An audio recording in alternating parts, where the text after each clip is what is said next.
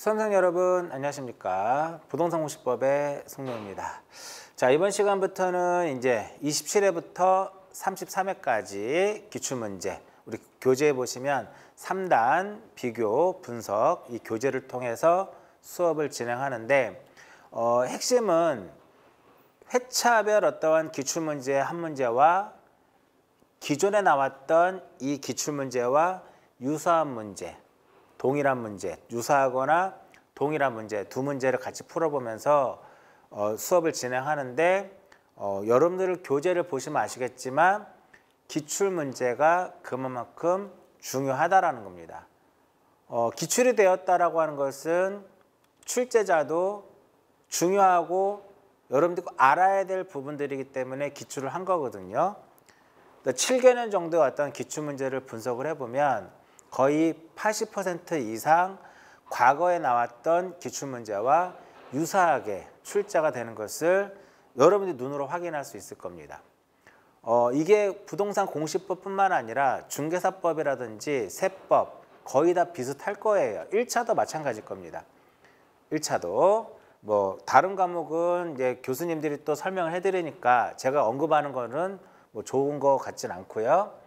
자, 27회 공인중개사 기출문제 중에 지적 파트부터 먼저 하나씩 보도록 할게요.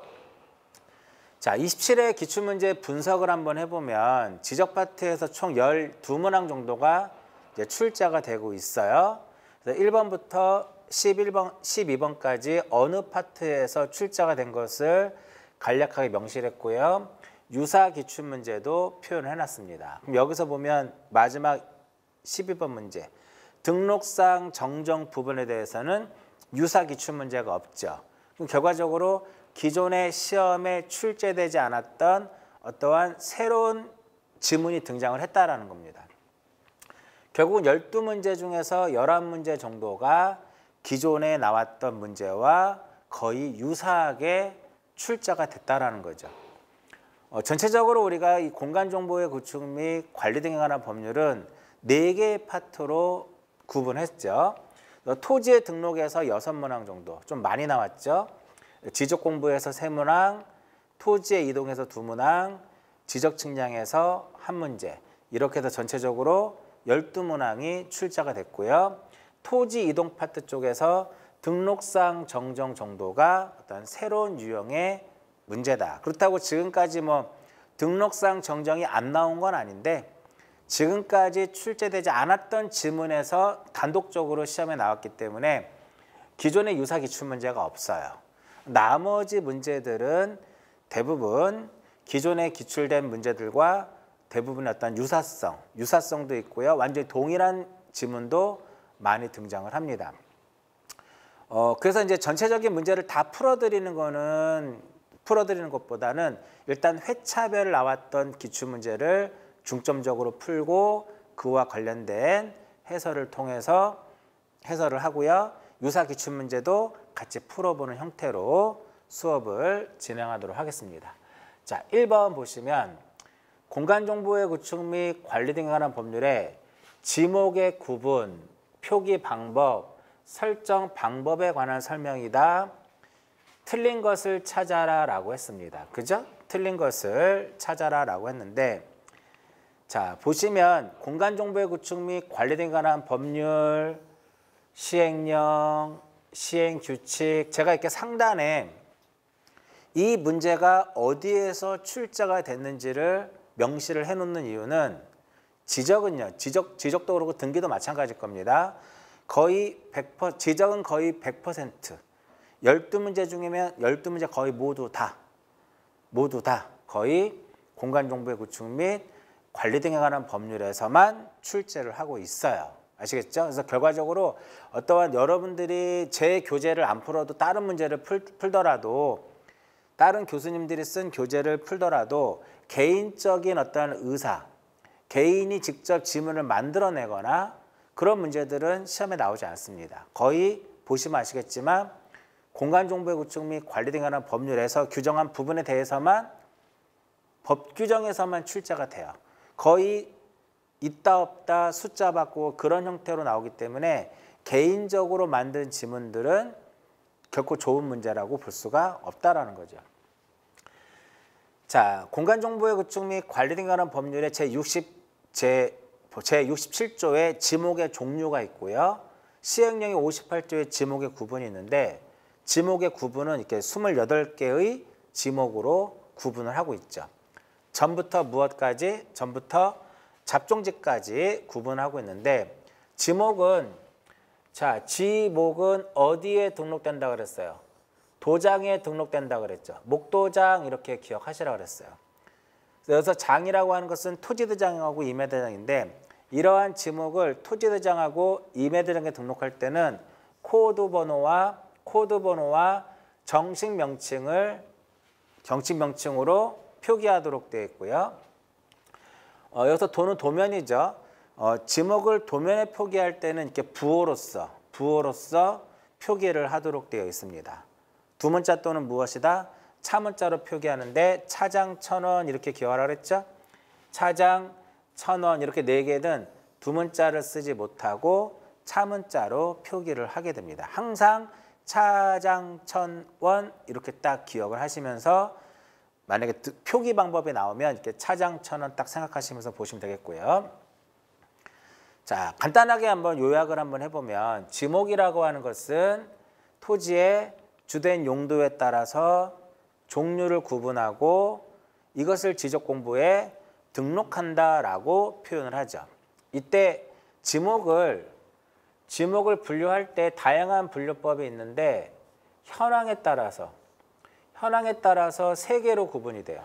지형 지목이 있고 토성 지목이 있고 용도 지목이 있는데 우리나라는 무슨 지목으로? 용도 지목으로 구성을 하게 됩니다. 몇 개로? 28개의 현재 법정 지목으로 구성을 하고요. 24개에서 28개로 넘어가는 과정에 4개가 추가됐죠. 참고적으로만 알아두세요. 주차 창양, 주유소용지, 주차장, 창고용지, 양어장. 이 4개가 바로 무엇이다? 4개가 신설 지목입니다. 자, 지목을 이렇게 종류를 구분해서 지적 공부에 등록을 하는데 어디에 등록을 한다? 목도장에. 어디에 등록을 해요? 목도장에 등록을 하게 됩니다. 여기서 장은 무엇이다? 토지대장하고 임야대장이죠. 좀 전에 얘기한 것처럼 지목을 토지대장하고 임야대장에 등록할 때는 코드 번호와 함께 정식 명칭을 기록을 하고요. 지적도 임야도 할 때는 부호로서 한다. 24개는 두 문자로 표기하고 4개는 무엇으로? 차문자로 표기하는데 어떻게 기억하시면 돼요? 차장 1,000원이다 이렇게 기억을 하시면 되겠죠. 자, 우리가 지목을 법정 지목 28개로 우리가 법정 지목을 구분하는데 이러한 지목은 설정한다고 하죠. 지목을 설정하는 데는 필지마다 하나의 지목을 설정하고요. 어떤 한 필지를 2 이상의 용도로 사용한다면 주된 용도에 따라서 지목을 설정해야 된다. 주지목 추정의 원칙이고요. 사용 목적 추정의 원칙은 예를 들어서 택지 개발 사업이 완료됐다. 그럼 미리 사용 목적에 따라서 지목을 대로할 수 있고요. 영속성의 원칙, 일시 변경 불변의 법칙은 일시적으로, 임시적으로 다른 용도로 우리가 사용하고 있다고 한다 하더라도 지목은 변경할 수 없다. 이게 바로 영속성의 원칙이에요. 이거 외에도 등록 선후의 원칙도 있고 용도 경중의 원칙도 있죠. 그렇죠? 자, 이제 그럼 문제 한번 볼게요. 자, 문제에서 틀린 것을 찾아라 라고 얘기를 했습니다. 일단 지목을 어디에? 지적도하고 임야도에 등록할 때는 무엇으로서? 부호로서 표기해야 된다. 맞나요? 맞죠? 필지마다 하나의 지목을 설정해라. 맞나요? 맞죠? 한 필지가 2 이상의 용도로 활용한다. 이때는 무엇에 따라서? 주된 용도에 따라서 지목을 설정해라. 이것도 맞죠? 토지가 일시적 또는 임시적인 용도로 사용될 때 지목은 변경할 수 있다 없다? 변경할 수 없다. 이렇게 되는 겁니다. 그럼 정답은 그럼 2번이 되겠네요. 왜 2번이냐면은 우리가 온수라든지 약수라든지 석유류가 용출되는 것은 광천지가 맞아요. 용출되는 건 광천지인데 이것을 일정한 장소로 운송하는 송수간, 송유간의 부지는 무엇이 아니다? 얘는 잡종지로 봐야 되는 거거든요. 그렇기 때문에 정답은 몇 번이다? 2번이다. 광천지로 보지 않는다예요. 자, 그럼 이게 27회 때 나왔던 기출문제인데 25회 때 나왔던 유사 문제 중에 옳은 것을 찾으라고 했죠. 여기 2번 보세요. 2번을 쭉 보시면 뭐라고 써 있냐면 온수, 약수, 석유류 등을 일정한 장소로 운송하는 송수관, 송유관, 저장시설의 부지는 광천지로 보지 않는다. 그렇죠? 그럼 결과적으로 27회 때 1번 문제는 25회 때 기출문제 2번을 잘 체크해서 봤다면 충분히 여러분들이 맞힐 수 있는 그런 문제다라고 보여지죠. 그죠? 자, 이렇게 동일한 문제들이 동일하거나 유사한 지문들이 상당히 시험에 잘 나옵니다. 자, 그 다음에 3번에 보시면 아파트 공장이라고 써 있어요. 보통 우리가 그 통로의 지목은 도로인데 아파트라든지 공장 등 단일 용도의 일정한 단지 안에 설치된 통로는 도로로 보지 않습니다. 아파트 안에 있으면 대가 되는 거고요. 통로는. 아파트 단지 내 통로는 대가 되는 것이고 공장 안의 통로는 공장 용지가 되겠죠. 그 다음 4번에 보시면 묘지공원에 여기서 키워드 묘지공원. 묘지공원은 공원으로 보지 않습니다. 묘지공원의 지목은 무엇이 된다? 묘지공원의 지목은 묘지가 되고요. 그 다음 5번 자연의 유수가 있거나 있을 것으로 예상된다. 여기 보면 뭐라고 써 있어요? 소규모의 수로가 이게 키워드입니다. 5번에서는 이 소규모의 수로 부지가 키워드예요. 소규모의 수로는 하천이 아니라 무엇이 된다? 구거가 됩니다. 그럼 정답은 1번이에요. 물을 상시적으로 이용하지 않죠? 그러면 정답이 무엇이 된다? 전이 된다라는 거죠. 당나무라든지 묘목, 관상수 이렇게 되죠. 여기서 하나 체크할 것은 여기에는 과수류는 제외를 해요. 과수류는 무엇한다? 제외한다 이겁니다. 근데 과수류를 제외하는 이유는 과수류는 과수원이 되기 때문에 그런 거죠. 과수원, 일단 사과라든지 배라든지 이런 것들을 재배하는 것은 과수원이기 때문에 여기서 과수류는 제외한다. 근데 여기서 항상 이제 시험에 나올 때 여기서 포함이다라고 시험에 등장할 확률이 상당히 높아요. 그런 거 체크해서 보시고요. 정답은 1번입니다. 자, 두 번째 유사 문제 한번 볼까요? 자, 지목의 구분 및 설정에 관한 설명으로 이 중 틀린 것은 자, 여기서 보시면 좀 전에 요 세 개의 지문 자, 좀 전에 요 세 개의 지문 우리 1번 문제 풀 때 봤었죠. 이렇게. 지목을 설정하는 원칙들이에요. 자세하게 표현이 되어 있고요.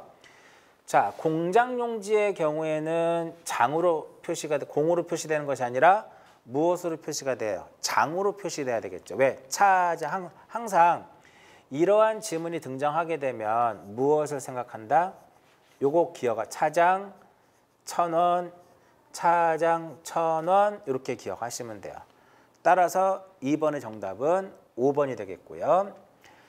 조수 그럼 뭐가 될까요? 방조제, 자연의 유수 하게 되면 방수제, 모래 그러면 방사제, 바람 그럼 무엇이다? 방파제, 이것의 지목은 무엇이다? 제방 이렇게 됩니다. 그래서 1번 문제와 이제 관련된 27회 1번 문제를 풀어보고 이와 관련된 유사한 문제들을 한번 풀어봤는데 매번 말씀드리지만 기출의 중요성은 아무리 강조해도 지나치지 않아요.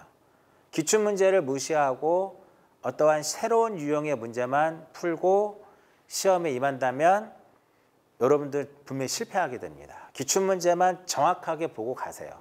그러면 고득점은 아니어도 최소한 여러분들이 합격할 수 있는 60점 충분히 맞을 수 있다는 게 지금 여기서 보여주잖아요. 꼭 기출문제 꼭 풀어보십니다. 자, 2번 볼게요. 역시 2번도 지목이네요. 지목의 구분에 지목의 구분으로 틀린 것을 찾아라 라고 얘기를 했습니다. 여기서 이제 하나씩 앞에서 했던 내용들하고 약간 중복이 되니까 체크를 한번 해보면 일단 1번에 보시면 학교에 교사가 접속된 체육장 나왔으니까 이것의 지목은 무엇이 된다? 학교 용지가 돼요. 두 번째, 물건을 보관하고 저장하는 것은 이건 무엇이 된다? 창고 용지가 되는 거고요. 그 다음 여기서 이제 중요한 것은 요걸 꼭 기억하셔야 돼요. 묘지를 관리하기 위한 건축물의 부지. 묘지를 관리하기 위한 건축물의 부지, 이것의 지목은 무엇이 된다?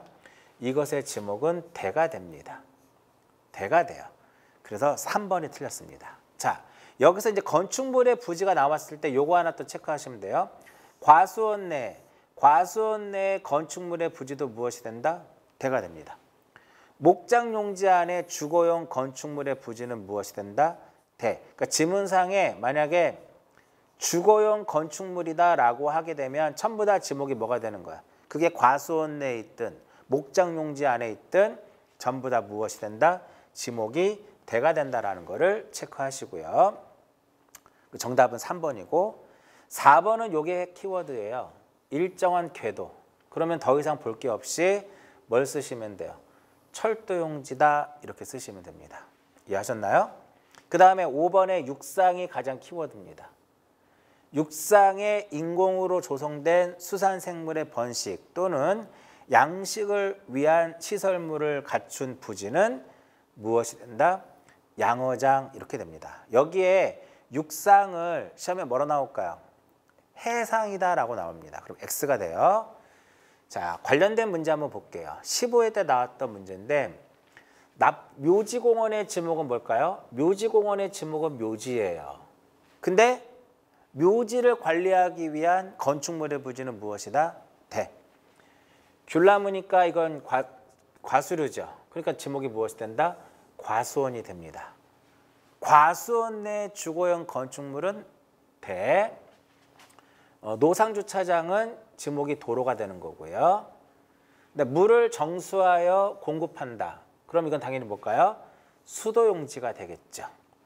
자, 아파트 단일 용도의 일정한 단지 안에 설치된 통로는 뭐다? 도로다? 도로로 보지 않는다가 되는 거죠. 그죠? 정답은 5번이 되겠고요. 한 문제 더 볼까요? 자, 틀린 것을 찾아라라고 했어요. 틀린 것을 찾아라라고 했는데 여기 1번은 자동차 운전학원이에요. 자, 자동차 운전학원의 지목은 무엇이 된다? 잡종지가 됩니다. 그 다음 2번 다른 거 보지 마시고 역사만 쳐다보세요. 철도 역사. 철도 역사의 지목은 무엇이 된다? 대가 되는 게 아니라 대가 아니라 뭐가 할까요? 대가 아니라 철도용지가 되겠죠. 대가 아닌 철도용지가 됩니다. 따라서 2번의 정답은 몇 번일까요? 2번이 됩니다. 그죠? 자, 그 다음에 3번. 여기서는 키워드가 휴양, 위락이 키워드예요. 위락이. 그 위락하면 뭐가 나와야 돼요? 유원지가 되는데 역시 여기서 어린이 놀이터. 어린이 놀이터는 무엇이 된다? 유원지. 자, 4번 중요합니다. 시설물의 인근 부지에 설치된 부설 주차장은 무엇이 된다? 주차장이다 이겁니다. 좀 이따 설명해 드릴게요. 육상 나왔죠? 그럼 뭐가 나와야 돼요? 양어장만 탁 나오면 됩니다. 자, 여기서 4번에서 4번 지문에서 봤을 때는 뭐냐면 4번에 우리가 보통 이 주차장에서 부설 주차장에서 부설 주차장은 주차장으로 보지 않습니다. 그죠? 예를 들어서 현대백화점이 이렇게 있으면 현대백화점에 부속해서 이렇게 부설 주차장을 만들었을 때 현대백화점의 지목이 되기 때문에 이 부설 주차장도 지목이 대가 돼요. 근데 현대백화점은 어떠한 주말이라든지 이렇게 어떤 휴일에 사람들이 많이 모이잖아요. 그죠? 그러니까 주차 시설이 필요하거든요. 근데 이 요것만을 가지고도 우리가 주차 수요를 감당하기 어려우니까 현대백화점 측에서는 시설물 인근, 길 건너, 도로, 예를 들어서 도로 건너편에 부설 주차장을 져놨어요. 이때의 이 부설 주차장의 지목은 무엇이 된다? 이때의 부설 주차장의 지목은 주차장이다 이렇게 보는 거죠.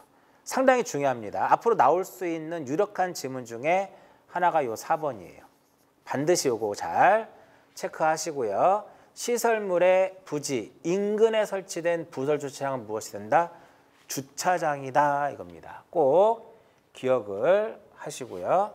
자, 1번과 2번은 지목과 관련된 문제가 되겠네요. 지목은 기출문제를 풀어보시면 알 수 있듯이 해마다 시험에 나옵니다. 해마다 한 문항씩 꼭 출제가 되니까 잘 체크해서 보시고요.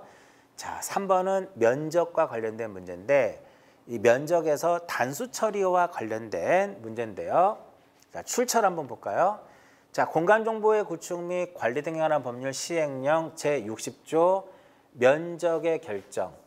면적의 결정 및 측량 계산의 끝수 처리인데 이 문제는 요 측량 계산의 끝수 처리와 관련된 문제입니다. 자, 우리가 면적은 어디에 등록되나요? 장에만 등록되죠.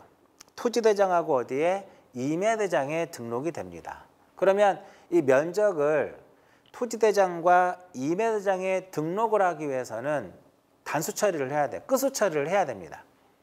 자, 이때 600분의 1과 경계점 좌표 등록부 비지적이 있고 원칙이 있는데 등록 자릿수는 축척이 600분의 1과 경계점 좌표 등록부 비지적은 등록 자릿수가 어떻게 돼요? 제곱미터 이하 한 자리로 등록을 하게 됩니다. 이렇게 0.1, 0.2, 0.3 이러한 형태로 등록이 되고요. 이걸 지역을 제외한 나머지 지역은 원칙이에요. 이렇게 1, 2, 3 이렇게 됩니다. 1, 2, 3.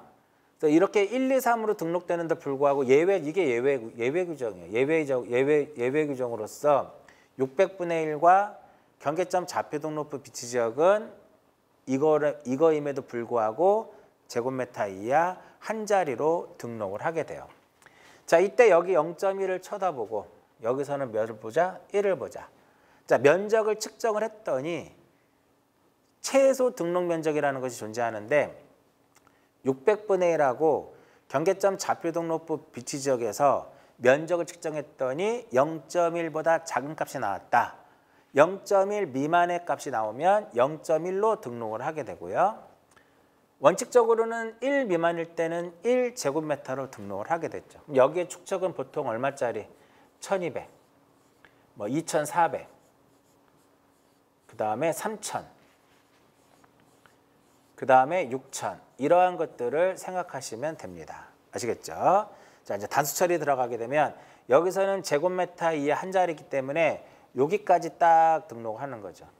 다음 수가 5를 초과하게 되면 0.05를 초과하게 되면 어떻게 하고? 올리고 0.05 미만일 때는 어떻게 하고? 버리고 그러면 초과도 미만도 해당하지 않으면 정확히 0.05라는 거죠.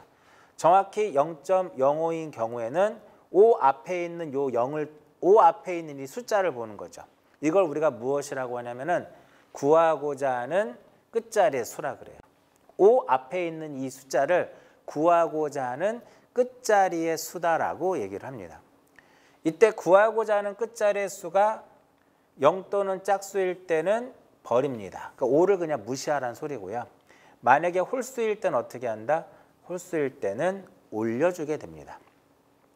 그러니까 이쪽은 자릿수 하나만 더 빠지면 되죠. 0.5를 초과하게 되면 올리고 0.5 미만일 때는 버리고 정확히 0.5일 때 요게 5 앞에 있는 0이 이게 바로 구하고자 하는 게 끝자리 수예요. 왜? 제곱미터에 여기는 한 자리고 여기는 제곱미터로 등록을 하기 때문에 이때 구하고자 하는 끝자리의 수가 역시 0 또는 짝수일 때는 버리고 홀수일 때는 올리게 됩니다. 자, 여기서 하나 체크할 것은 경계점 좌표 등록부 비치 지역은 축척이 보통 500이거든요. 근데 1000으로도 할 수 있고요. 3000으로도 할 수도 있고 6000으로 할 수 있어요. 그래서 이렇게 특히나 이렇게 1000이라든지 3000이라든지 6000이면 이쪽으로 가는 거거든요. 이쪽으로 가는 건데 만약에 여기 단서 조건에 뭐라고 붙으면 경계점 좌표 등록부 비치 지역이다라고 단서가 붙으면 무조건 이쪽으로 가는 거예요. 경계점 좌표 등록부 비치 지역으로 가는 거죠. 경계점 좌표 등록부는 우리가 아무데나 비치하는 것이 아니라 지적 확정 측량, 지적 확정 측량을 실시하였거나 축적 변경을 해서 경계점을 좌표로 등록한 지역에서는 반드시 뭐를 비치해라? 경계점 좌표 등록부를 비치하도록 되어 있습니다. 자, 3번 볼게요. 자, 문제 키워드 하나 딱 봤을 때 일단 여기서 문제에서 경계점 좌표 등록부 비치 지역이다라고 얘기를 했어요. 그랬을 때 등록 자릿수는 제곱미터 이하 한 자리니까 여기까지 등록을 하는 거죠. 근데 다음 수를 봤더니 여기도 조심하셔야 돼요. 다음 수를 봤더니 0.05일까요? 0.051일까요? 0.051이잖아. 0.051이잖아. 그죠? 그러면 결과적으로 여기에 해당되는 거니까 0.05를 초과하는 형태가 되는 거죠. 0.05를 무엇했다? 초과한 형태가 된다 이겁니다. 그러면은 1029.551이니까 경계점 좌표 등록부 비치적이니까 여기까지 등록을 하는 거죠. 제곱미터에 한 자리까지 등록하는데 0.05가 아니라 0.051이니까 올려야 돼. 초과했으니까. 그래서 점 얼마가 된다? 0.6 이렇게 되는 겁니다. 따라서 정답은 몇 번? 정답은 4번이 되겠죠. 항상 이 문제 3번 문제의 핵심은 일단 문제에서 뭐가 주어지냐면은 이 문제의 키는요. 측정 면적이 주어집니다. 측정 면적이 주어지고 그리고 나서 무엇해라? 결정해라 나옵니다. 결정을 해야만 이것을 가지고 등록을 하겠죠. 그렇죠? 그러면 측정 면적이 딱 주어지면 이것이 600분의 1과 경계점 좌표 등록부 비치적에 해당이 되는지 아니면 그것을 제외한 다른 지역에 해당되는지를 먼저 선택을 해야 돼요. 이것을 선택을 함으로써 우리가 자릿수가 결정이 되는 거잖아요. 이해하셨나요? 그게 핵심입니다. 자, 유사한 문제 한번 볼게요. 자, 3-1에 보시면 여기에 축척이 600이라고 써 있죠. 그렇죠? 자, 600으로 했을 때 측정 면적이 325.51이야. 여기까지 등록하면 되겠죠. 얼마로 등록하면 될까요? 325.6으로 등록을 하게 됩니다. 왜? 0.05가 아니라 0.051이니까 0.05를 초과했잖아요. 올려줘야 돼요. 자, 21회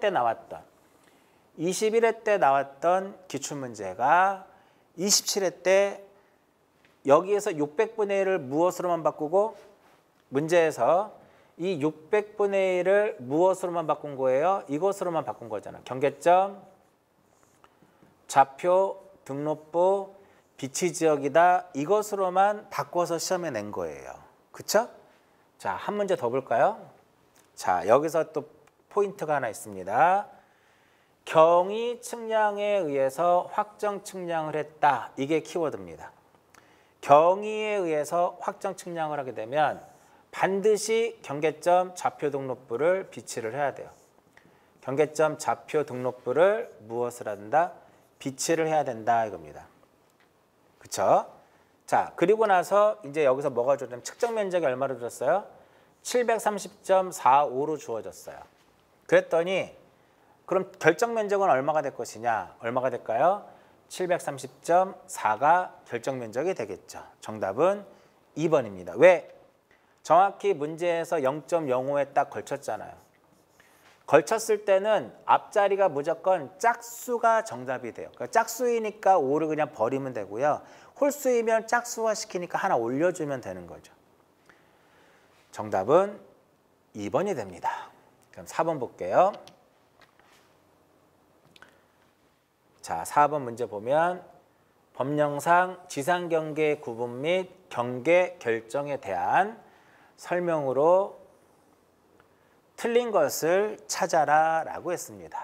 자, 정답은 벌써 2번이 나왔는데 보지 마시고요. 자, 공간정보의 구축 및 관리 등에 관한 법률 제65조 지상경계 구분, 그 다음에 시행령의 55조 지상경계의 결정 기준 등 이렇게 있습니다. 이 문제는 지상경계의 어떠한 결정 기준에 대한 것만 확실하게 알면 풀 수가 있을 거예요. 자, 그럼 한번 지상경계 결정 기준에 대한 것을 그림을 통해서 한번 볼게요. 자, 먼저 다 그려놨는데 지상경계 제방, 그럼 여기가 경계가 되는 거죠? 제방이면 어디? 바깥쪽 어깨. 바깥쪽 어깨 부분이 지상경계의 기준이 되고요. 그 다음 여기는 해면에 접했죠. 해면에 접했다, 수면에 접했다. 그럼 반드시 최대 만조위. 해면에 접하면 최대 만조위. 수면에 접하면 최대 만수위 이렇게 나오죠. 항상 여기서 시험에 나와요. 여기서 틀리게. 여기서 항상 시험에 틀리게 나오더라. 요게 뭐라고 나오면 이것이 평균의 수면, 평균 해수면이다라고 분명히 등장을 하게 될 거예요. 아니면은 평균의 수면은 너무 자주 보이니까 최대 만조위가 아니라 최소, 최저, 저조면 이렇게 나올 수 있어요. 최저, 저조면 이렇게 나오면 틀리겠죠. 이것도 틀립니다. 그 다음, 자, 우리가 도로를 개설을 하려고 합니다. 도로를 개설하려고 보니까 이렇게 토지가 이렇게 비탈이 되어 있어요. 그럼 이렇게 여기는 깎고 절토를 하고 여기는 성토를 해야 되는데 절토부의 경우에는 요 윗부분이 지상경계 기준이 됩니다. 도로는 여기서부터 여기까지가 도로가 되는 거거든요. 절토부일 때는 지상경계 기준을 어디로 본다? 상단, 정확히 상단부가 되는 거죠. 상단부가 지상경계 기준이 되고요. 이쪽에 있는 토지와 이쪽에 있는 토지에 보시면 높낮이의 차이가 있네요. 그러니까 높낮이의 차이가 있을 때는 구조물의 무엇이다? 높낮이의 차이일 때는 하단. 하단이 지상경계 기준이 되고요.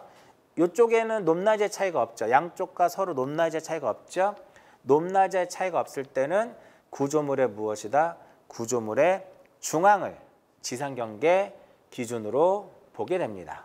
이해하셨죠? 자, 여기서 하나 이제 체크할 게 하나 있어요. 여기서 체크할 게 뭐가 있냐면은 절토된 부분은 상단부고요. 높낮이의 차이가 없으면 중앙이고 있을 땐 하단인데 소유자가 다른 경우에는 무엇에 따른다? 소유권의 범위에 따라서 지상경계를 결정한다라는 거죠. 자, 이제 4번 볼게요.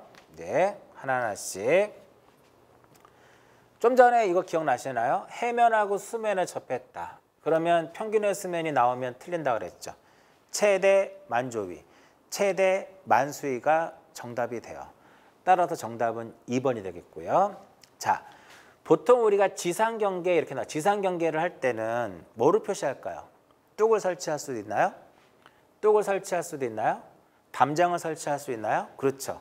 근데 뚝이라든지 담장을 설치하면 비용이 많이 드니까 비용을 가장 적게 해서 내가 내 토지에 대한 경계를 표시하는 방법 중에 하나가 경계점 표지 설치하는 거예요. 그렇죠? 이렇게 해서 토지의 지상 경계를 구분할 수 있고요. 3번 되게 중요하죠? 분할에 따른 지상 경계. 자, 분할에 따른 지상 경계는 건축물에 걸려서 결정해서는 아니 된다. 근데 예외적으로 건축물에 걸려서 가능한 게 있나요? 판공도도. 나중에 뒤에 나올 때 뒤에서 설명해 드릴게요. 판공도도. 이 네 개의 경우는 판공도, 도 네 개의 경우에는 건축물에 걸려도 언제라도 분할이 가능하다 이거죠. 그래서 판결 이렇게 딱 들어가고요. 그 다음에 4번 지문은 가볍게 보시면 되는데 일반적으로 이렇게 토지를 분할하고자 할 때, 매매에 의해서 토지를 분할하고자 할 때는 지상 경계점에 경계점 표지를 설치하고 측량할 수 있고요. 그 다음 4번 지문에 뭐가 눈에 보이나요? 제방이 보이죠? 제방이 보이면 쭉 가면 바깥쪽 무엇? 바깥쪽 어깨 부분을 지상 경계의 결정 기준으로 하게 되는 거죠. 따라서 4번의 정답은 2번이 됩니다. 자, 그럼 유사한 문제 있나 한번 볼까요? 자, 여기서 보시면 경계와 관련된 설명으로 틀린 것을 찾아라고 했는데 여기 보면 4번에 뭐가 있어요? 4번 질문 쭉 보세요. 이렇게. 4번 질문 딱 보면 해면 또는 수면에 접했는데 뭐라고 써놨어요? 평균의 수면 이렇게 써놨잖아. 따라서 정답은 몇 번이다? 4번이 됩니다. 자, 경계라고 하는 것은 경계점간을 직선으로 연결해서 지적 공부에 등록한 선을 의미하죠. 우리가 지적에서 말하는 경계는 무슨 경계?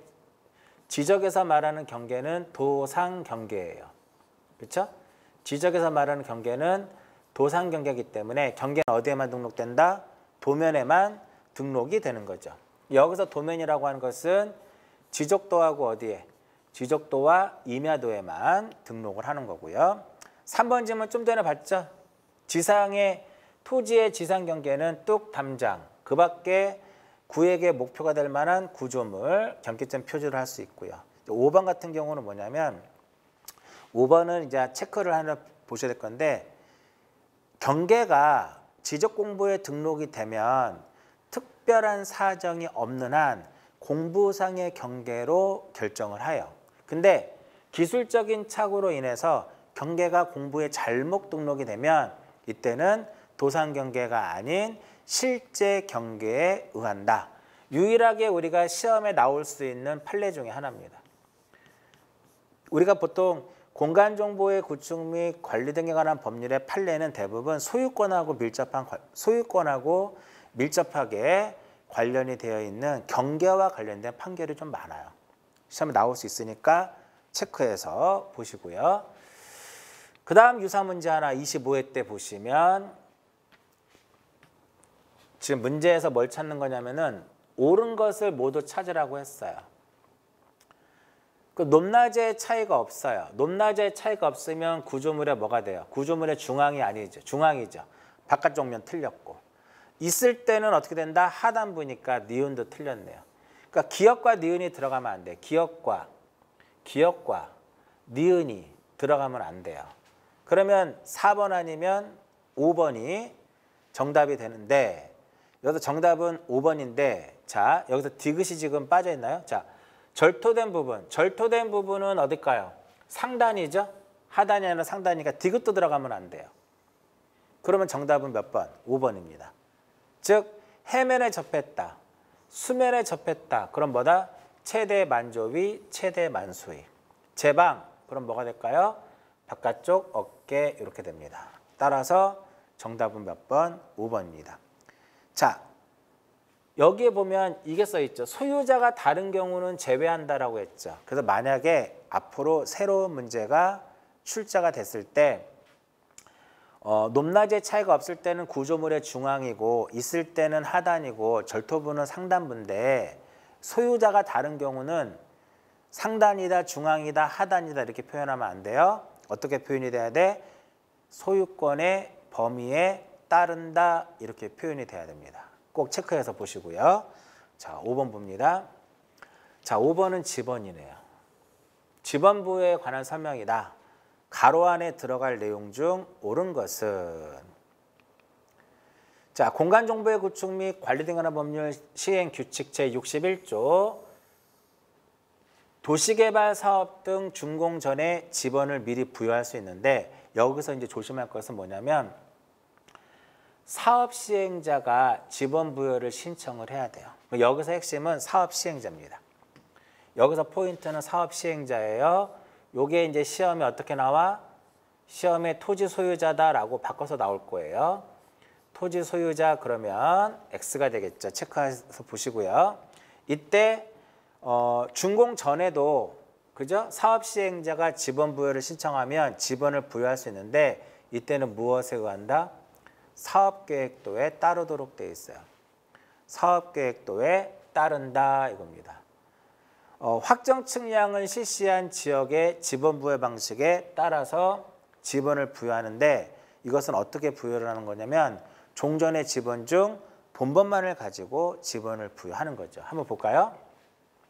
자, 도시개발 사업에 따른 지적 확정 측량에서의 지번 부여는 기존의 이러한 지역, 시행 전에 이러한 지역을 확정 측량을 하게 되면 이와 같이 이제 바뀌는 거죠. 이렇게 바뀝니다. 그러면 이러한 시행 전에 어떠한 토지의 지번을 시행으로 이렇게 변경할 때는 종전의 지번 중 무엇을 가지고 본번을 가지고 지번을 부여합니다.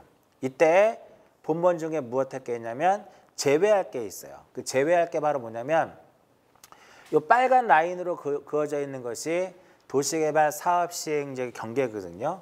경계에 걸쳐 있는 거. 1번, 1번과 2번과 3번과 4번은 경계에 걸쳐 있는 겁니다. 이런 식으로 되어 있는 거예요. 지금 그림이 좀 빠져 있는데 이렇게 1, 2, 3, 4는 경계에 걸쳐 있기 때문에 이를 제외하고요. 그 다음에 안과 밖에 같은 집원이 있을 때, 안과 밖에 같은 집원이 있을 때 안에 5번이 있고 밖에 5에 1이 있어요. 그랬을 때 5번도 제외합니다. 이해하셨나요? 이렇게 종전의 집원 중 본번만을 가지고 집원을 부여하는데 부족할 수 있어요. 적을 수 있다 이거죠. 그랬을 때는 블록 단위로 하나의 본번을 붙이고 그 안에 부번을 붙이거나 아니면 그 집원 부여적의 최종 본번, 다음 순번으로 해서 무엇을 본번을 가지고 부여를 하게 되죠. 자, 이때 도시개발 사업 시행에 따른 집원 부여 방식을 준용하는 것이 세 가지예요. 시험에 잘 나옵니다. 축적 변경, 집원 변경, 개편. 뭔가 바뀌었다라는 거에 또 특징이 갖고 있죠. 변경, 개편. 지목 변경 들어가면 큰일 나요. 그러니까 축척을 변경한다라든지 집원을 변경한다라든지 행정구역의 개편에 따라서 집원을 새로이 부여할 때는 이렇게 도시개발 사업에 따른 지적 확정 측량의 집원 부여 방식을 준용하고요. 자, 이때 무엇에 의한다 그랬어요? 사업계획도에 따른다 그랬죠. 정답은 1번입니다. 5번이 정답 몇 번? 1번인데 그럼 과연 이 문제가 27회 때 처음 나온 것이냐 한번 볼까요? 15회 기출문제네요.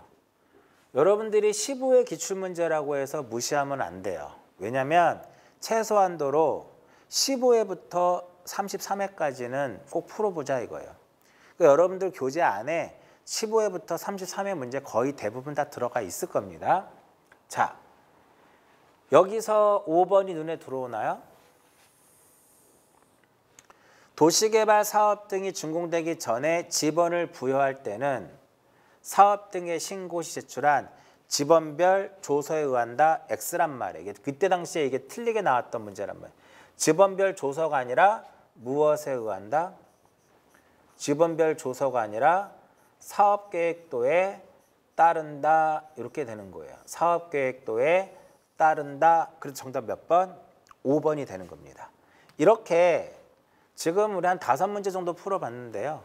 기존의 문제하고 동일하거나 유사한 문제들이 상당히 많습니다. 단지 27회 때만 그렇지 않아요. 28, 29, 30, 31, 32, 33 모두 그렇습니다. 그래서 우리 교재에 있는 문제만 풀면 지적은 12문제 거의 다 맞힐 수 있을 겁니다. 한 문항 정도는 좀 제낄 수가 있겠죠. 그러나 나머지는 거의 다 맞출 수 있고요. 추후에 어떤 백선을 통해서 공간정보의 구축 및 관리 등에 관한 법률에서 시험에 나오지 않았던 그런 지문까지 마무리하게 되면 무난하게 12문제를 다 맞출 수 있을 겁니다. 자, 더 볼까요? 집원은 누가 부여할까요? 지적소관청이 집원 부여 지역별로 순차적으로 집원을 부여하고요. 집원은 아라비아 숫자로만 여기서 이제 만 때문에 이제 이의 신청이 들어갔는데 만약에 여기서 딱 끊었으면 아라비아 숫자로만 표기한다 그랬으면 틀린 거겠죠. 왜냐하면 임야대장하고 임야도에 등록된 토지는 숫자 앞에 뭐를 붙여야 돼요? 산자를 붙이기 때문에 임자라고 시험에 잘 나오고요. 그 다음 3번은 지적소관청. 소관청은 집원을 변경한다고 합니다. 그럼 별도의 뭐를 받아야 돼요? 승인을 받아야 되는 거죠. 누구의 승인을 받는다? 시도지사. 그래서 매번 말씀드리지만 공간정보의 구축 및 관리 등에 관한 법률에서 시도지사는 어떠한 역할로서 승인권자로서 등장을 많이 한다고 했죠. 그러니까 시도지사는 승인권자로서 등장을 많이 하는데 세 가지 나와요. 세 가지. 첫 번째 무엇? 지금 여기서 나오는 집원을 변경하고자 할 때 승인 받아야 되고요. 두 번째, 축척을 변경하고자 할 때. 축척을 변경하고자 할 때 승인받아야 되고 천재지변을 제외하고 지적 공부를 서구 밖으로 무엇하고자 할 때, 반출하고자 할 때 시도지사의 승인을 받아야 된다라는 거고요. 자, 그 다음에 신규등록과 관련된 내용이 나오는데 신규등록이 딱 나오면 나중에 한번 정리해 드릴 거예요. 그 다음에 꼭 뒤에 예외 규정이 있는 여러 필지가 있으면 예외 규정이죠. 원래 신규등록은 인접토지의 본번에 부번을 붙이는 거란 말이야. 인접토지의 본번에 부번을 붙이는 건데 예외 규정이 있죠. 그 예외 규정이 바로 뭐다? 여러 필지로 되어 있는 경우, 또 최종 지번에 인접한 경우, 또 멀리 떨어져 있는 경우, 이러한 경우는 예외 규정이기 때문에 그 지번 부여적에 최종 본번 다음 순번으로 해서 뭐를 붙여라? 본번으로 지번을 부여할 수 있다 이겁니다. 자, 5-2번 한번 볼까요? 옳은 것을 찾으라고 했어요. 자, 인자를 붙이는 게 아니라 뭐를 붙여라? 산자를 붙이는 거고요. 지번은 남동에서 북서로 부여하는 것이 아니라 북서에서 어느 쪽으로? 북서에서 남동 쪽으로 지번을 부여하는 겁니다. 그 다음 3번 합병이라고 써 있네요. 합병일 때는 합병 전 지번 중에 선순위 지번으로 하는 겁니다. 근데 본번으로 된 지번이 존재를 해요. 그러면은 최종 순위, 본번 중에 최종 순위의 지번을 합병 후의 지번으로 하는 것이 아니라 본번 중에 무엇? 가장 선순위. 본번 중에서도 가장 선순위의 지번을 합병 후의 지번으로 하고요. 나중에 자세하게 설명해 드리고요. 등록 전화, 신규 등록과 동일합니다. 예외 규정이지 않은지를 체크를 해야 돼요. 자, 예외 규정이라는 말이 없죠. 그러면 그냥 이거 쓰시면 돼요. 인접토지의 본번에 뭐를 붙여라? 인접토지의 본번에 부번을 붙이게 됩니다. 꼭 그러면 인접토지의 본번에 부번 4번이 맞는 네, 정답은 4번이 되겠고요. 자, 5번 보시면 결번이 생겼죠. 도시개발 사업을 하게 되면 결번 발생합니다. 그러면 결번을 어디에다 기록하냐면 지번대장에다 기록하는 것이 아니라 결번 어디에다 기록하냐면 결번대장에다 기록을 하게 돼요. 결번대장에다가 기재하고 항상 지적에서 관련 서류는 몇 년간 보존한다? 영구히 보존하도록 되어 있습니다. 따라서 5-2번의 정답은 몇 번? 4번입니다. 그러니까 이 문제는 3번하고 4번에 대한, 즉 토지 이동에 따른 지분 부여 방식에 대한 걸 체크를 한번 해보셔야 돼요. 이후에 기출문제 나올 때 그때 한번 정리를 해드리도록 하고요. 자, 6번 봅니다. 지적측량 쪽에서 이 문제네요. 중앙지적위원회와 중앙지적위원회의 구성 및 회의 등에 대한 설명이다. 이 중 틀린 것을 찾아라 라고 했는데 이 문제는 시행령, 공간정보의 구축 및 관리 등에 관한 법률 시행령 제20조 중앙지적위원회 구성 등 21조 중앙지적위원회 회의와 관련된 내용인데 지적위원회는 크게 두 가지로 나눠지죠. 지적위원회는 크게 몇 개로? 두 개로 나눠지는데 중앙지적위원회가 있고 지방지적위원회가 있어요. 그렇죠? 자, 설치 어디에다 할까요?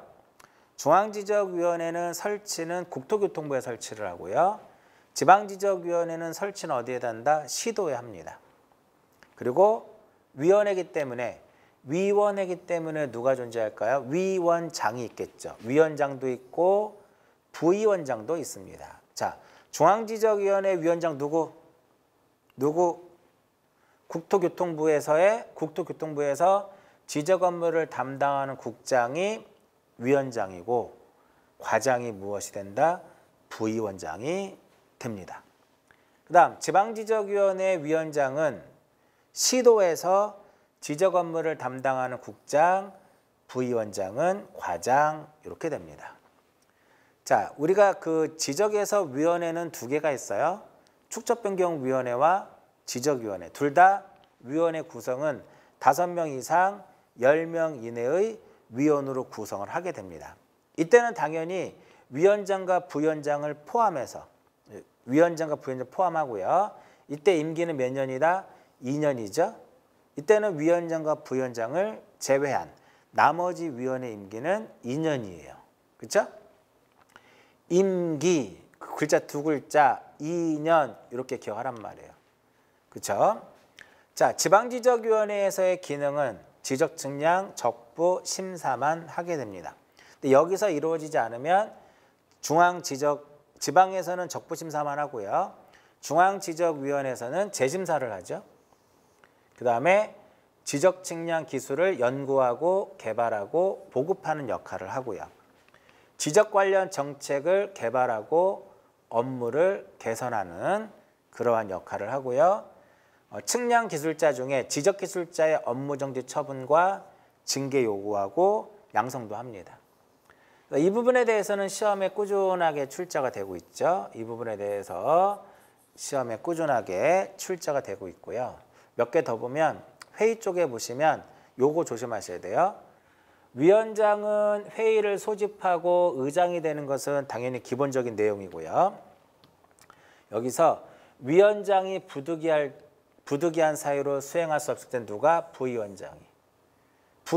위원장, 부위원장 모두 안 되면 미리 지명한 위원이 직무를 대행합니다. 근데 시험에 이렇게 나오면 틀려요. 위원장이 직무를 수행할 수 없을 때는 미리 지명한 위원이 대행한다 그러면 틀립니다. 일단 부위원장이 먼저 등장을 해야 돼요. 그 다음 회의 소집 며칠 전, 5일 전. 이게 키워드죠. 나머지 한번 읽어보시고요. 자, 이제 정답 한번 확인해 볼까요? 자, 문제에서 중앙지적위원회라고 했습니다. 그 위원장은 국토교통부에서의 지적 업무를 담당하는 국장이고 부위원장은 국토교통부에서 지적 업무를 담당하는 과장이다 이겁니다. 2번. 중앙지적위원회는 관계인을 출석하게 하여 의견을 들을 수 있으며 필요한 경우에는 현지 조사를 할 수 있고요. 자, 위원장 1명과 부위원장 1명을 포함해서 5명에서 10명 이하의 위원으로 구성을 하고 4번 읽어보시고요. 5번에 뭐가 들어오나요? 7일 전이 아니라 며칠 전이야? 5일 전이 되겠죠. 7일 전이 아니라 며칠 전? 5일 전. 따라서 6번의 정답은 5번이 됩니다. 자, 유사 문제인데 한번 볼까요? 유사 문제가 여기 한번 볼까요? 여기 이렇게 15회 때 나왔던 문제죠. 자, 여기서 지금 며칠을 표현하고 있나요? 5일을 표현하고 있잖아. 근데 우리가 앞에 6번 문제에서는 7일이라고 써놨잖아. 이게 똑같은 문제예요. 이해하셨나요? 자, 이제 그러면 여기서 지금 문제에서는 옳은 것을 물어봤어요. 항상 시험에서 옳은 것을 물어보면 난이도가 높은 겁니다. 자, 지적기술자의 징계라고 써 있죠. 지적기술자 징계는 지방에서 하는 것이 아니라 중앙지적위원회에서 하게 되는 겁니다. 그리고 적부심사라고 써놨죠. 그러면 국토교통부가 아니라 어디에? 시도에. 시도에 무엇을 둬야 돼요? 지방을 둬야 돼요. 그럼 뒤에 거를 맞으려면 여기에 재심사가 들어가면 뒤에 지문이 맞게 되는 거죠. 그리고 항상 적부심사하게 되면 뭘 기억하셔야 된다? 적부심사하면 3, 6, 7, 9를 꼭 기억하시라고 그랬어요. 자, 4번은 어디가 틀렸냐면은 적부심사를 청구한다고 했어요. 그죠? 그러면 토지 소유자 이해관계에는 지적 측량을 의뢰하여 측량을 실시한 후 재심사 빠지고요. 적부심사 청구서에 재심사도 빠지고요. 경위서를 첨부하여 시도지사를 거쳐서 지방지적위원회에 제출해요. 제자를 빼야 되는 거고요.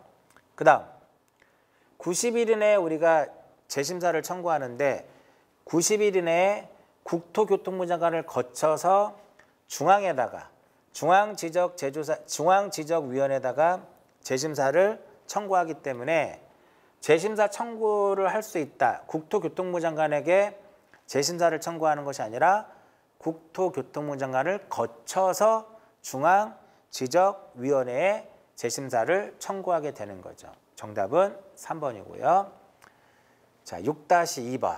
자, 이 문제는 25회 때 출제됐었던 문제인데 아마 이후에도 나오지 않을까라는 생각을 하고요. 쭉 봤을 때 뭐가 눈에 들어오는 게 있나요? 지방에서 하는 역할이잖아. 그 지방지적위원회에서 하는 것은 지적 측량, 적부심사, 청구사항이죠. 따라서 6-2번의 정답은 1번입니다. 자, 7번 볼게요. 자, 문제에서 쭉 읽어보시면 무엇을 구하는 문제냐면 지적공부의 등록사항의 연결이 잘못된 것을 찾아라 라고 했습니다. 그렇죠? 연결이 잘못된 것을 찾는데, 자, 일단 여기서 역시 얘도 등록상 뭐 복잡하게 써 있지만 결국은 제가 이렇게 표현하는 이유는 뭐냐면 이만큼 공간정보의 구축 및 관리 등에 관한 법률, 그 지적 파트는 공간정보의 구축 및 관리 등에 관한 법률이 어떠한 법률에서 대부분 시험에 나온다는 소리예요. 자, 지적공부의 등록사항에 대해서 한번 보게 되면 지적공부의 등록사항에는 이렇게 세 개죠. 토지 표시가 있고 소유자가 있고 기타적인 내용이 있는데 토지 표시 몇 개? 6개. 소재, 지번, 지목, 면적, 경계, 좌표 6개를 등록하는데 소재와 지번은 몽땅. 몽땅이란 무슨 의미? 모든 지적공부에 등록이 된다라는 거고요. 목도장, 지목은 어디에만? 도하고 장에만. 여기서 도는 지적도 임야도, 장은 토지대장, 임야대장. 면적은 어디에만 등록이 된다? 장에만. 여기서 장은 무엇이다? 토지대장, 임야대장이고요. 경계는 어디에만? 도면에만.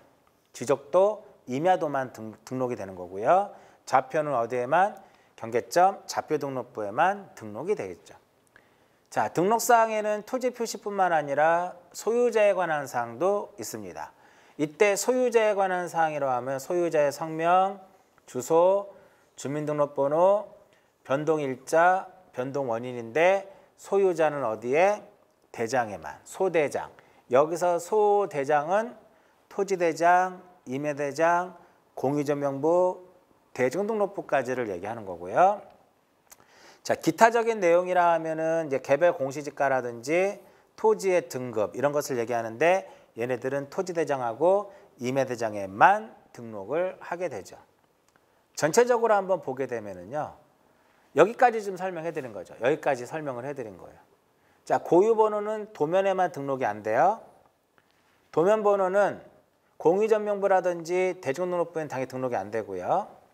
공유전명부의 가장 특이한 사항으로 들어가는 게 바로 무엇이다? 소유권의 지분이죠. 근데 대지권등록부에는 공유전명부에 들어가는 소유권의 지분이 똑같이 들어가요. 여기다 플러스 몇 개만 추가하자? 3개만 추가하자. 그 3개가 바로 뭐냐면 대지권의 비율, 건물의 명칭, 전유 부분의 표시 이렇게 들어갑니다. 자, 경계점 좌표등록부에 특이하게 들어가는 것이 부호도하고 무엇, 부호가 들어가고요. 자, 도면에는 도각선의 수치, 색인도, 건축물 및 구조물의 위치, 삼각점 및 지적기준점의 위치 이러한 것들이 도면에 좀 특이하게 들어가죠. 나중에 좀 더 자세하게 설명을 해드리도록 하고요. 자, 7번 문제 한번 볼게요. 자, 틀린 것을 보게 되면 토지대장에는 소재 들어가고 고유번호 들어가겠고요. 지번은 무조건 맞는 거고 개별 공시지가 어디에 들어간다 그랬어요? 토지대장하고 임야대장에만. 경계는 어디에만? 도면에만. 위치 표시하는 것은 당연히 도면에만 표시할 수가 있겠죠.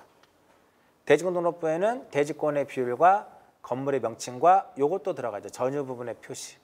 요새 전유 부분의 건물의 표시는 어디에만 등록이 돼요? 요 3개는 대지권등록부에 들어가기 때문에 공유전명부에는 들어가지 않습니다. 따라서 정답은 몇 번? 정답은 4번입니다. 자, 유사 문제가 있나 한번 볼까요? 21회 때 나왔네요. 다음 중 공유전명부의 등록사항에 해당하지 않는 것은 멀리서 보세요. 대지권등록부에 만약에 대지권의 비율이 공유전명부에 들어갈 수는 없죠. 그렇죠? 따라서 정답은 몇 번이다? 3번입니다. 자, 공유전면부의 등록상에다 플러스 대지권의 비율, 그 다음에 대지권의 비율, 그 다음에 건물의 명칭, 건물의 명칭과 그 다음에 플러스 전유 부분의 표시, 전유 부분에 대한 표시 이렇게 들어가게 되면 이것은 어디에 들어가요? 대지권등록부에 등록 사항이 됩니다. 정답은 3번. 자, 7-. 자, 지목과 면적이라고 써 있어요. 지목과 면적이 등록되는 지적공부는 이렇게 써 있습니다. 지목과 면적이 등록되는 지적공부를 찾아라라고 했는데 여기서 키워드는 뭘까요? 면적은 어디에만? 면적은 장에만. 그러니까 지적공부니까 이게 지적공부 아니죠. 지적공부 아니에요. 그러니까 이게 답은 아닐 것이고 2번 아니면 3번 아니면 5번인데 면적은 어디에만? 장에만. 그러니까 여기서 장은 뭘까요? 토지대장이 정답이 되겠죠. 7-2번의 정답은 2번이 됩니다. 자, 등록사항과 관련된 문제는 해마다 시험에 한 문항씩 출제가 돼요. 반드시 기억하시고요. 자, 8번 보시면 이 8번 문제는 부동산 종합공부에 관한 설명으로 이 중 틀린 것을 찾아라 라고 했습니다. 자, 역시 여기서도 이제 부동산 종합공부와 관련된 공간정보의 구축 및 관리 등에 관한 법률의 어떤 법률과 시행령과 시행 규칙에 있는 내용들을 출제를 했는데 여기서 핵심은 조금 어려울 수는 있는데요. 부동산 종합공부의 등록사항 정정. 자, 부동산 종합공부의 등록사항 정정에 관해서는 84조를 준용한다라고 나오죠. 이 84조를 준용하는데 이 84조가 바로 뭐냐면 이겁니다. 등록사항 정정. 등록사항 정정을 얘기하는 거예요. 자, 토지 소유자는 등록사항에 잘못이 있음을 밝혔을 때는 누구한테? 지적소관청에게 정정을 무엇할 수 있다? 신청할 수 있습니다. 즉, 부동산 종합공부의 등록사항의 오류를 토지 소유자가 발견했다면 그 정정을 누구한테? 지적소관청에게 정정을 신청할 수 있다라는 거예요. 이해하셨죠? 자, 그리고 부동산 종합공부에서 많이 나오는 문제 중에 하나가 이 부동산 종합공부에는 어떠한 내용들을 등록하고 있느냐 이거예요. 자, 등록사항에는 전체 몇 개? 5개. 등록사항과 관련 법률과 어떠한 내용을 가지고 있는지를 꼭 암기하셔야 돼요. 이 3개를 꼭 암기를 해야 됩니다. 이 3개를 암기하지 못하면 공부하는 과정에서 당연히 어렵겠죠. 쉽게 제가 암기하는 법 알려드릴게요. 자, 토지 표시와 소유자에 관한 사항이 있고요. 건축물의 표시와 소유자, 그 다음에 토지의 이용 및 규제, 가격, 권리관계. 여기서 핵심은 토지입니다. 토지. 이게 시험에 뭐로 나올까요? 토지가 아니라 건축물이다 이렇게 나오면 건축물이라든지 건물이다 그러면 틀린 거죠. 요거 체크해서 보시면 되겠고요. 관련 법률 이렇게 표시가 되어 있는데 토지 표시와 소유자에 관한 사항은 공간정보의 구축 및 관리 등에 관한 법률이고 건축물의 표시와 소유자는 당연히 건축법이 되겠고요. 토지의 이용 및 규제에 관한 사항은 토지 이용 규제 기본법입니다. 근데 이게 뭐로 바뀔 수 있냐면 국토의 계획 및 이용에 관한 법률로 바뀔 수가 있어요. 그거 체크. 자, 부동산 가격에 관한 사항은 부동산 가격 공시에 관한 법률이고요. 부동산 권리에 관한 사항은 등기법입니다. 당연히 지적공부의 내용이 될 것이고요. 건축물 대장에 대한 내용이 될 것이며 토지 이용 계획 확인서의 내용이 될 것이고요. 개별 공시지가, 개별 주택가격, 공동주택가격의 내용이 될 것이다 이겁니다. 그 다음에 권리에 관한 사항은 법에 명시되어 있지 않고요. 자, 일단 등록사항 5개를 쉽게 등록사항 5개를 쉽게 우리가 외우는 방법은 부동산 종합공부잖아요. 그럼 여기서 부동산은 2개로 나눠지죠. 여기서 부동산은 토지와 무엇으로 나눠진다? 토지와 건물로 나타내요. 건축물로. 그죠? 따라서 부동산 종합공부에는 토지의 표시와 건축물의 표시와 소유자에 관한 사항, 소유자에 관한 사항을 기록하고요. 그 다음 부동산 무엇에 대한 거? 가격에 관한 사항, 그 다음에 부동산 무엇? 권리에 관한 사항. 그 다음에 여기서 토지만. 토지의 무엇? 토지의 이용 및 규제에 관한 사항. 이렇게 딱 등록이 되는 거죠. 이 5개가 등록 사항입니다. 그런데 시험이 어렵게 나올 때는 이 부분을 바꿔서 낼 수 있다라는 거야. 시험이 어렵게 나올 때는 이 토지 이용 및 규제 기본법을 국토의 계획 및 이용에 관한 법률로 바꿔서 낼 수 있으니까 꼭 제가 말씀드린 대로 체크해서 보시고요. 자, 틀린 것을 찾아라 라고 했습니다. 자, 부동산 종합 공부를 열람하거나 증명서를 발급할 때는요. 소관청뿐만 아니라 읍면 동장도 가능해요. 그 다음 2번 지적소관청은 부동산 종합공부의 등록상 정정을 위해서 등록상 상호 간에 일치하지 아니하는 사항을 확인 및 관리할 수 있고요. 자, 여기서 보시면 3번에 보시면 토지 소유자는 등록상에 잘못이 있음을 발견하면 누구한테 지적소관청에게 정정을 신청할 수 있습니다. 여기서 읍면 동장 때문에 이 3번이 틀린 겁니다. 아시겠죠? 그리고 4번에 토지의 이용 및 규제에 관한 사항은 무슨 법? 토지 이용 규제 기본법에 따른 토지 이용 계획 확인서 이렇게 체크해서 보셔야 돼요. 그 다음에 5번에 보시면 지적소관청은 등록상 상호 간에 일치하지 아니하는 사항이 발견했을 때는 관리기관의 장에게 그 내용을 통지하여 정정을 요청할 수 있다. 이렇게 되는 거죠. 정답은 몇 번? 3번입니다. 관련된 문제가 있나 한번 볼까요? 자, 28-1번, 25회 때 나왔던 문제인데 틀린 것을 찾아라 라고 얘기를 했는데 일단은 보시면 항상 부동산 조각 공부가 나오면 항상 누가 나와야 돼요? 소관청이 등장을 해야 됩니다. 소관청은 지적 공부의 등록상 정정을 위하여 등록상 상호 간에 일치하지 아니하는 사항을 확인 관리. 앞에 나왔었죠. 자, 부동산 종합 공부는 연구 보존입니다. 그리고 멸실되거나 훼손될 것을 대비하여 복제하여 관리하는 정보관리 체계를 구축하는 데 누가? 지적소관청이 되게 항상 부동산 종합 공부하면 소관청 꼭 생각하시고요. 그 다음 3번이 틀렸죠. 우리 앞에서 나왔던 문제 중에 하나인데 지문 27회 때 나왔던 지문인데 불일치가 발견했을 때는 소관청이 정정한다 그랬어요. 관리기관의 장에 정정을 요청한다 그랬어요. 요청하는 거예요.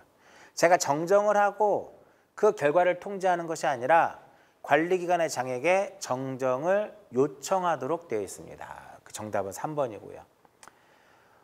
부동산 종합공부의 등록사항을, 등록이 빠졌네. 등록사항을 관리하는 기관의 장은 소관청에게 상시적으로 정보를 제공하고요. 5번은 부동산 종합공부의 등록사항, 토지 표시와 소유자, 건축물의 표시와 소유자에 관한 사항을 기록을 한 거고요. 자, 8-2번 볼게요. 자, 부동산 종합공부의 등록사항에 해당하지 않는 것에 해서 4번에 보시면 보상은 여기 없습니다. 나머지 쭉 다 있어요. 자, 보시면은 토지의 하나만 볼게요. 토지의 표시와 소유자는 공간정보의 구축 및 관리 등에 관한 법률에 따른 지적공부의 내용이에요.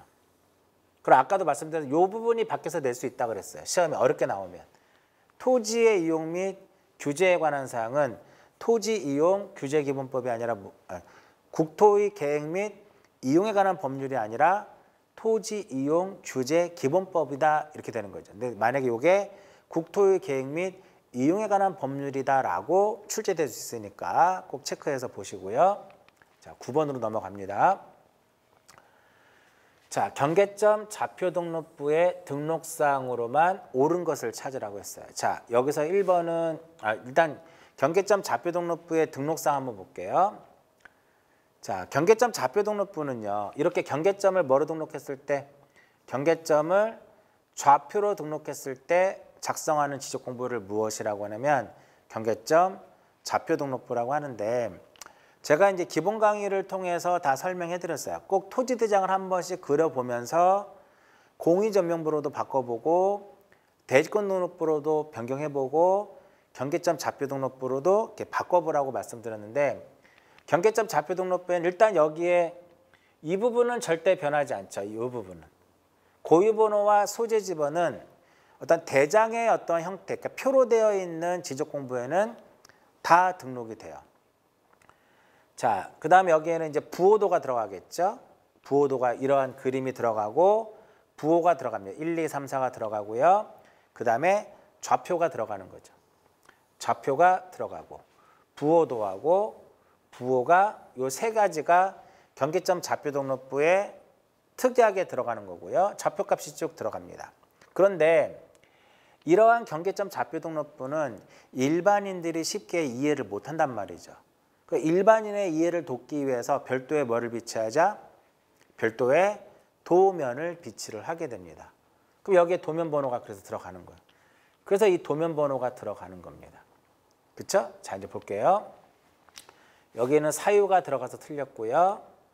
여기서는 경계 요 부분 때 틀렸고, 여기서 이렇게 틀렸고요. 여기서 면적 때문에 틀렸습니다. 자, 여기서 하나 체크할게요. 요 사유는 어디에만 들어가요? 토지대장하고 어디에? 임야대장에만 들어가고요. 요 두 개는 어디에? 지적도하고 임야도에 들어가는 것이고, 면적은 어디에 등록된다? 면적은 장에만 등록이 되는 겁니다. 따라서 정답은 몇 번? 2번이죠. 토지의 고유번호, 부호도, 부호는 경계점 좌표등록부에 등록사항으로 옳은 것이다 이겁니다. 항상 등록사항에 대한 문제가 나오면 소재지번 몽땅, 목도장, 축도장, 지목이 등록되는 지적공부에는 축척도 등록이 된다라는 거죠. 목도장, 축도장, 면, 장. 경계는 도면에만, 좌표는 경계점 좌표등록부에만, 소유자는 대장에만. 이런 식으로 꼭 리듬을 타고 꼭 기억하세요. 자, 유사 문제 한번 볼게요. 자, 틀린 것을 찾아라 했을 때 여기 딱 보죠. 이렇게 25회 때 나왔던 문제네요. 건축물 및 구조물의 위치는 어디에 등록되나요? 지적도면에만 등록이 되죠. 그래서 정답은 2번이 되는 겁니다. 자, 우리 좀 전에 공유전명부에는 요 대지권의 비율과 전유 부분의 표시, 특히나 아까 전유 부분의 표시는 대지권 등록부에 들어가는 것이지 공유전명부에 들어가지 않잖아요. 그러니까 충분히 맞출 수 있는 거고요. 이러한 경계라든지 위치는 도면에, 소유권의 지분, 소유자가 변경된 날과 원인은 공유전명부에 들어가더라 이겁니다. 정답 2번이고요. 하나 더 볼까요? 자, 토지의 이동 사유가 등록되는 지적공부는 어디가 될까요? 일반적인 사항이니까 얘네들은 좀 특이한 거기 때문에 대장에 들어가는 거예요. 토지대장에 등록이 됩니다. 정답은 3번이 되겠네요. 자, 10번 문제 볼게요. 자, 10번. 축척변경위원회의 심의 의결사항에 해당하지 않는 것은, 자, 축척변경위원회, 그러니까 축척변경의 경우는 꾸준하게 시험에 출제가 되고 있죠. 자, 축척변경위원회와 관련된 내용 한번 정리해 보면, 이 축척변경위원회는 어디에다 설치하냐면 지적소관청에 설치합니다. 지적소관청에 설치하는데 그 설치하는 이유가 있겠죠? 당연히 축척변경에 관한 사항을 심의 의결하기 위해서 지적소관청에 설치를 하게 됩니다. 그런데 문제는 중요한 게 뭐냐면 누가 위원장이 될 것이냐 이겁니다.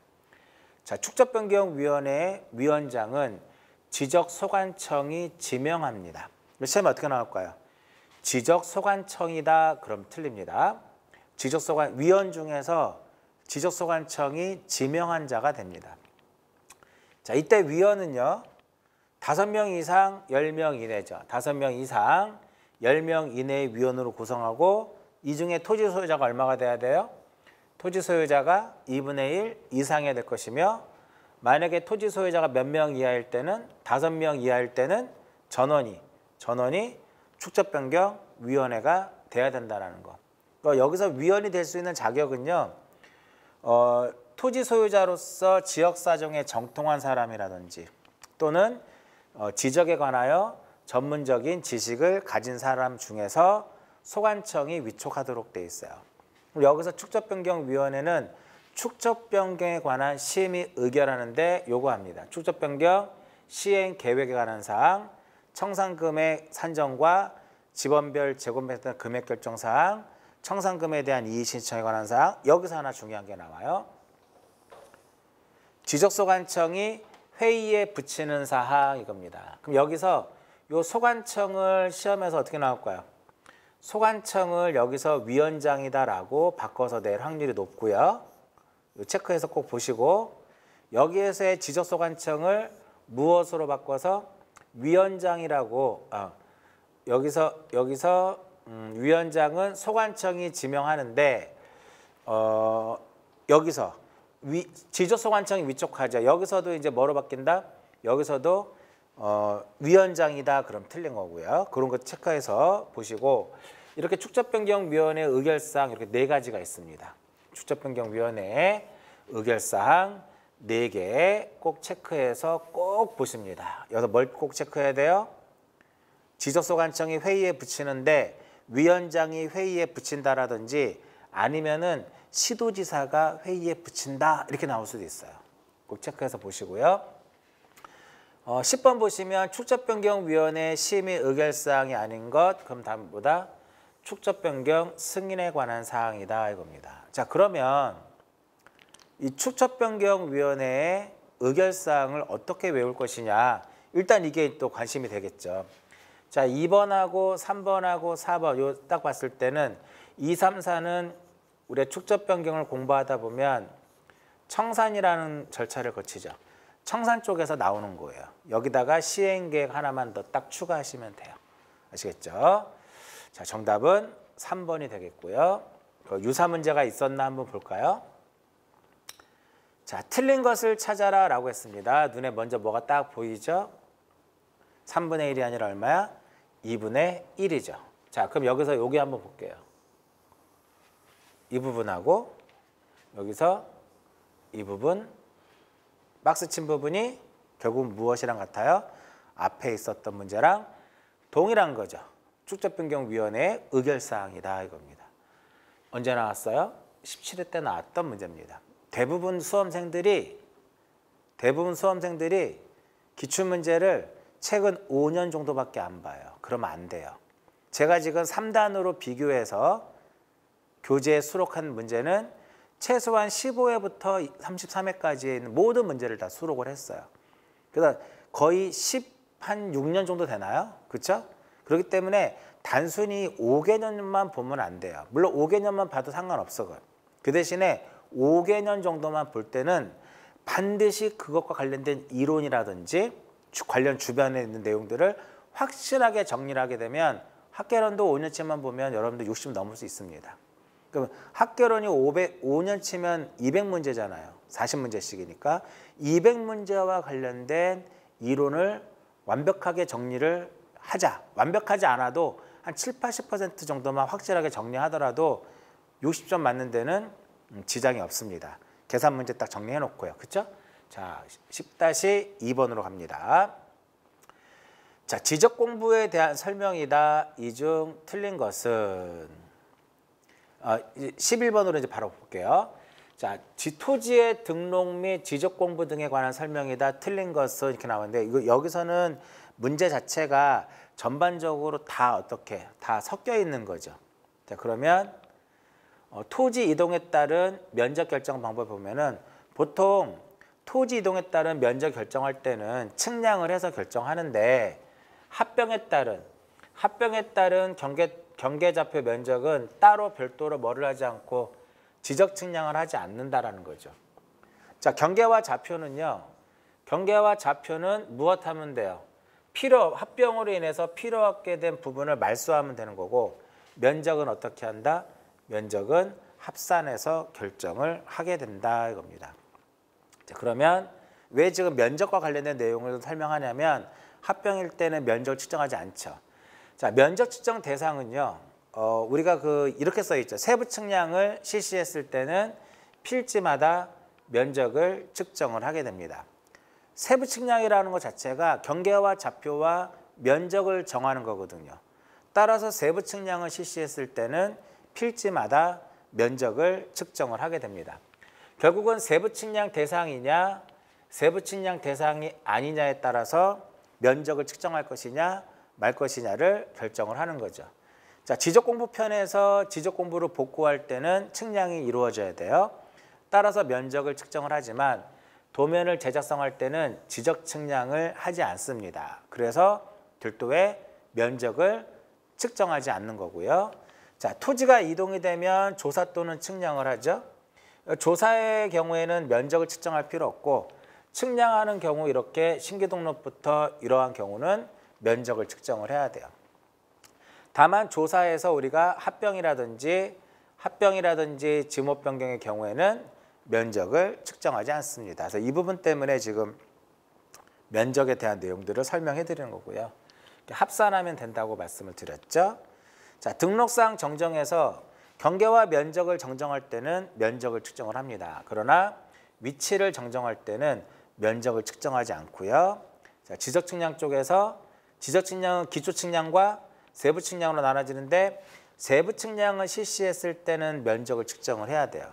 근데 기초 측량을 했을 때는 기초 측량은 기준점을 정하는 거기 때문에 면적을 측정하지 않아도 돼요. 근데 이 세부 측량에 예외 있죠? 어떤 거? 요거.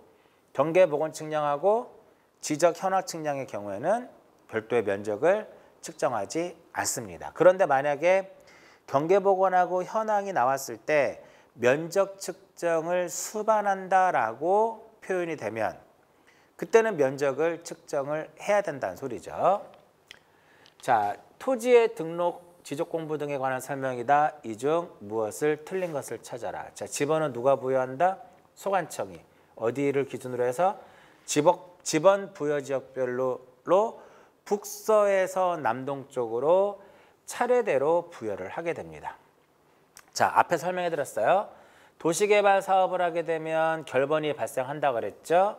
몇 년간 보존한다? 영구 보존하고요. 그 다음 여기서 중요합니다. 지상경계를 새로이 정한 경우에는 무엇을? 지상경계점 등록부를 작성해서 관리를 하게 됩니다. 자, 여기서 이제 어떻게 표현이 되면 경계점 좌표 등록부를 작성한다 그러면 X가 되는 거고요.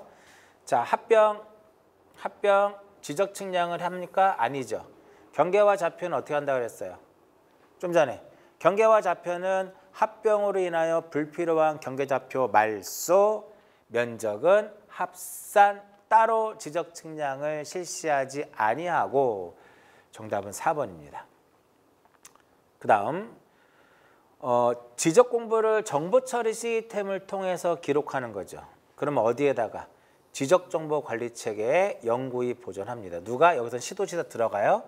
시도지사하고 시장군수, 구청장까지. 여기서 시도지사가 들어간다는 것 좀 체크해서 보시고요. 자, 이렇게 해서 정답은 4번이 되겠고요. 자, 관련 문제 볼까요? 자, 세부 측량 시 필지마다 면적을 측정해야 된다. 아닌 것은 눈에 뭔가 보이죠? 이렇게. 정답은 3번입니다. 자, 대부분 이제 합병이 많이 나와요. 지목 변경도 체크해서 보시고요. 한 문제 더 볼까요? 자, 이 문제는 조금 어렵습니다. 자, 경위를 가지고 세부 측량을 하게 되면 경위를 가지고 세부 측량을 하게 되면은 필지가 만약에 삼각형이다 이렇게.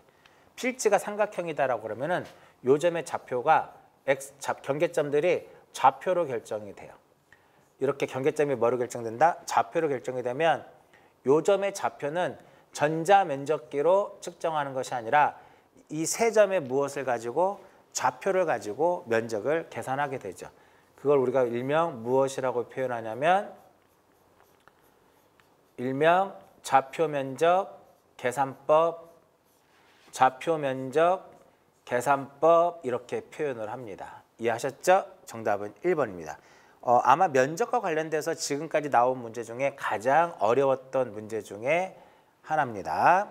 앞에서 정리한 거 경계점 좌표 등록부 600분의 1하고 경계점 좌표 등록부 비치 지역의 경우는 제곱미터 이하 한 자리로 등록을 하고요. 3번의 면적의 키워드는 무엇이다? 수평면상의 넓이가 되겠고요. 신규 등록과 등록 전환 새로이 면적을 측정을 해야 됩니다. 면적을 측정해서 정하는 거고요. 토지를 무엇할 때? 합병할 때는 그냥 무엇하면 돼요? 면적을 합산하면 된다 이겁니다. 결국은 이 5번 지문이 결과적으로 우리가 11번 문제랑 똑같은 거라고 보면 되겠죠. 정답은 아까 좀 전에 설명해 드렸죠. 여기서 1번이 정답이 되겠고요. 그 다음 12번. 자, 제가 처음에 도입 부분에서 한 문제가 지금까지 나왔던 문제와 동떨어진 문제가 나왔다라고 얘기했는데 그게 바로 이 12번 문제입니다. 등록사항 정정과 관련된 문제가 되는데 가로 안에 들어가는데요. 자, 이렇게 접근 한번 해보자고요. 이렇게 한번 접근해 볼게요. 등록사항 정정에서는 여러분들 시험 범위 내에서는 날짜가 안 나와요. 날짜가 안 나와요. 그러니까 3번하고 4번하고 5번은 답이 될 수가 없어요.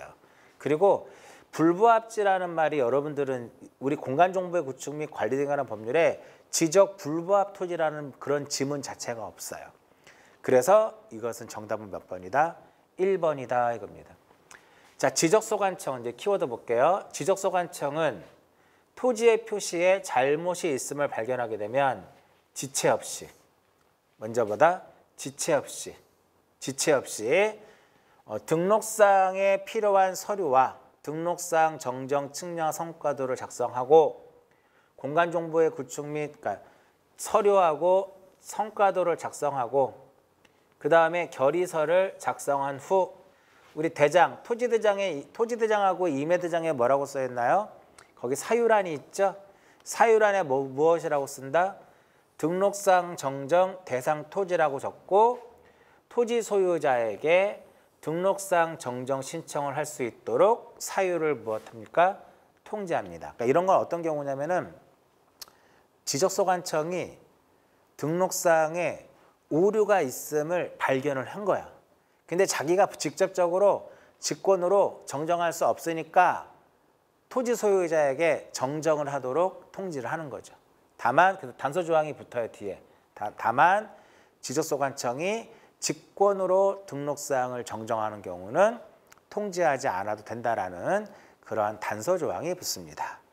자, 여기까지가 27회 공인중개사 부동산 공시법 중에 공간정보의 구축 및 관리 등에 관한 법률 중에 지적 파트에서 출제되었던 12문제의 기출문제를 풀어봤어요.